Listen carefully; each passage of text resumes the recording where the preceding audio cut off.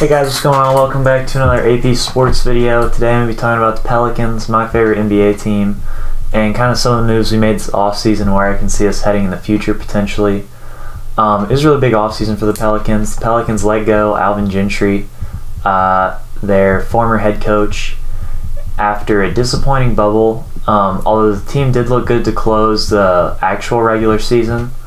The Pelicans started 6-22 last year and went on a little bit of run, went 10-9 with Zion Williamson back in the lineup. People were saying they potentially, would have been a playoff team if Zion had played the whole year, but that's all speculation, I guess. It doesn't really matter as much. Now that we have that out of the way, that's sort of what happened last year. Bubble did not go their way. But this offseason and going into this season, I'm really confident in the Pelicans. They don't have a ton of continuity. Basically, the entire management was all hired last year after, the Anthony Davis trade. The longest tenured Pelican is actually Zion Williamson, believe it or not. I guess you could, and then Nickeil Alexander-Walker and Jackson Hayes are right behind him at that 2-year mark. So they have a lot of stuff going on. There's been a lot of change within the organization. Very little continuity, so I totally understand if there's some kinks this year and really within these next couple years. But they have time, which is a good thing. They've got really young players as well as, some solid veterans in J.J. Redick, Steven Adams, and Eric Bledsoe. But over the offseason, the Pelicans traded who I believe to be the greatest Pelican of all time, Drew Holiday. Not necessarily player, but just the way he, what he did for the community and how he handled his sort of situation in New Orleans.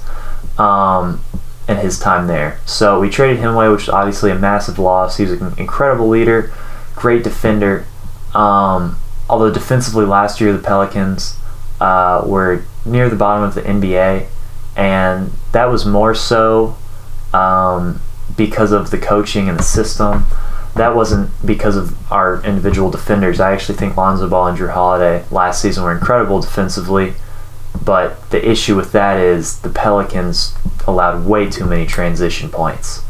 And so with that, the reason all those transition points, kind of occurred is because the Pelicans were actually the second worst team in turnovers last year.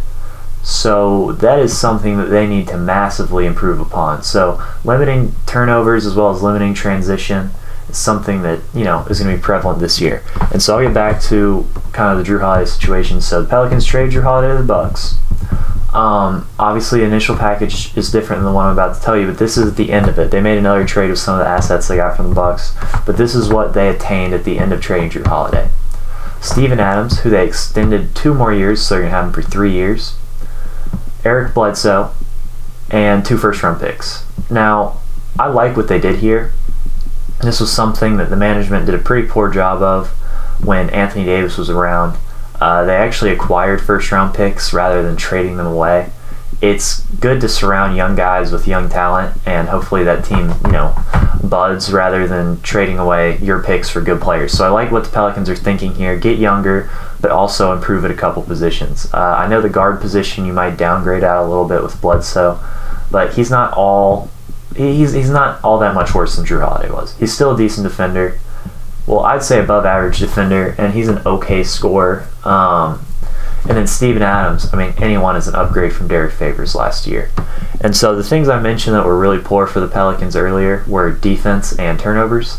So the Pelicans made a smart move this offseason, in my opinion. Not a very flashy hire, not a young coach that's going to develop with the team, but a coach that's already established himself as a good coach in the NBA. That's Stan Van Gundy. They took him off of commentating and all that, and now he's a coach again.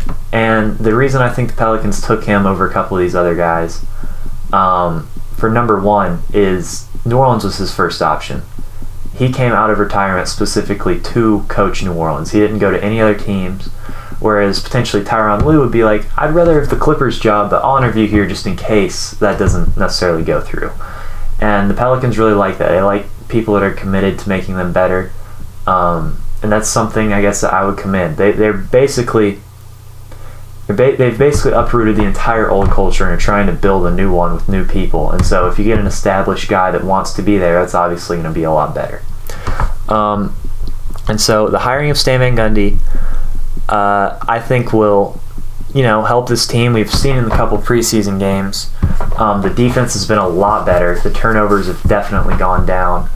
But his practices, at least, in the past have been an issue for some players, in particular Dwight Howard, and then Pat Riley also fired him because he didn't think that he meshed well with Dwayne Wade.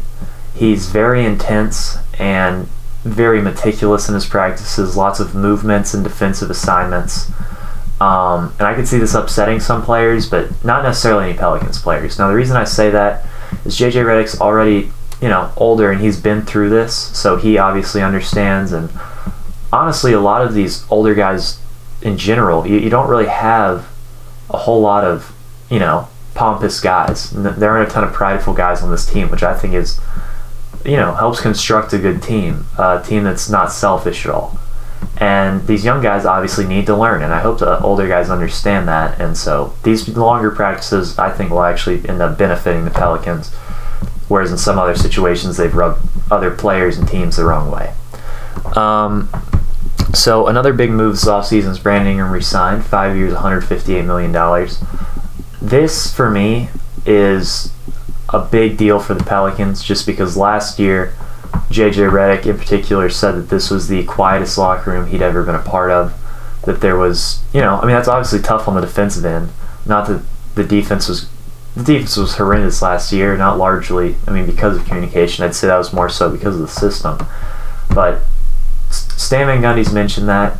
He believes that, a lot of these players will step up vocally.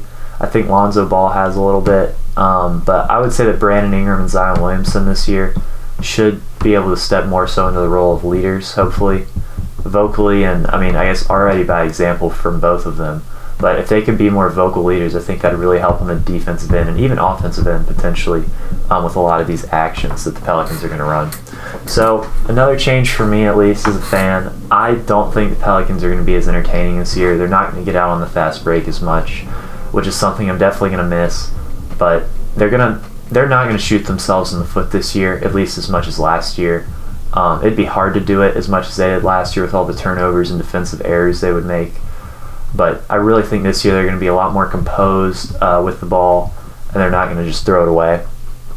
And so I think that this combination of good, meticulous, actions on offense, something that last year was different was there was no set offense. The players would just kind of cut and, feel off of one another, which is a good theory, but it's not going to work when you have a ton of young guys, which is, I think, the issue Alvin Gentry was running into. And then this, good defense where you're going to be in a set defense. You're not going to be scrambling back in transition because you're limiting turnovers. And so the Pelicans' ceiling this year, I would say, is about the 6th seed. Now, you may hear that and be like, they're definitely not the 6th best team in the Western Conference. Now, it always sucks every year, but there is going to be a team that gets injured, pretty riddled by injuries and gets taken out of the playoffs potentially. And James Harden could also be getting traded to the East. And so that is the best case scenario for the Pelicans, in my opinion. 5, 6 seed maybe. But even then, I don't think they're going to make it that way. That's just me being super optimistic. I think worst case scenario, potentially 3rd worst in the West. I don't think they're going to be the worst in the West by any means. Barring injury, of course. But I think they'll make a play-in spot. Which, even then, that's entertaining. I would count that as playoffs, I guess. So I would be happy as a fan if they made a play-in, but I really want them to make the playoffs, first of all. And so just talking more about the future. So the upside of Zion Williamson is basically what this entire team hinges on right now. Their success in the future at least does. And one issue he's had is injuries. Now, I know it's very hard to prevent injuries, especially when you've got that big a frame. But I think that this year there's a real shot at him being healthy and potentially in the these upcoming years. Now, the issue I think he had last year is he is such a high impact player, and he goes from, essentially Coach K calling him out of shape because he's been on the circuit or whatever, all these award shows and stuff. It didn't look to me like he was necessarily, getting the conditioning he needed over the summer. And so once he came into Summer League in the NBA, they rested him in the Summer League. They would rest him, I would assume they would rest him in practices and stuff too, and he tears his MCL. And so that injury took him out essentially until February, and he was supposed to come back Christmas time. So that's really tough to have a guy that's, scheduled to come back here, comes back here. That doesn't look good for Zion. Well, the difference I think this year is this summer, well, not summer, off-season. I've got to get used to the new timing of the NBA schedule. But this off-season, it seems to me like he's been continuing to stay in shape, which is something he didn't do last summer. Hopefully that's beneficial. And then coming into this season, he's playing 30-plus minutes in each of the preseason games, which, I understand you don't want these impacts on his legs and knees and all that, but I honestly think it's good for Zion because if he's in shape, he's got less of a shot at getting injured. He's going to be lighter, hopefully. He'll lose weight as the season goes. And, as much as it's great to be 300 pounds and dunking on people, it's going to be a lot better for your career if you're a little bit lighter. So I think he can get there. And talking about the health of some of these other players, Brandon Ingram obviously last season was coming off of a blood clot. He didn't get to do any workouts during the offseason. Lonzo Ball had really bad ankle issues. So I think the team as a whole, despite the offseason being shorter, is going to progress pretty well. As well as, kind of being under the lead of a new coach with hopefully some more structure. But I really think that, you can't make a winner overnight. And with the amount of moves the Pelicans have made over these last 2 years, I don't think that they're necessarily built for success in their second season after all of those crazy trades and basically losing, every Pelican that was there prior to 2 years ago. So they've got a long road ahead of them, and I would say potentially 2 or 3 more years I'd give them, consistently in the playoffs. I mean, they basically have 2 all-stars, I believe, in Brandon Ingram and Zion Williamson, and they've got great young guards. So I honestly think the sky's the limit for Zion, but the issue for me is just, can the Pelicans hit on these draft picks they've traded for as well as their own draft picks? I think that's really what their future success is going to be contingent on, as well as Zion's health. But with that being said, that's kind of my view for the Pelicans. I had a longer version of this, but I had cut it down a pretty sizable amount. So if you guys want a longer version or me to talk about more stuff, I'd be more than happy to if you ask me to in the comments or something. But thanks so much for watching, and have a good one.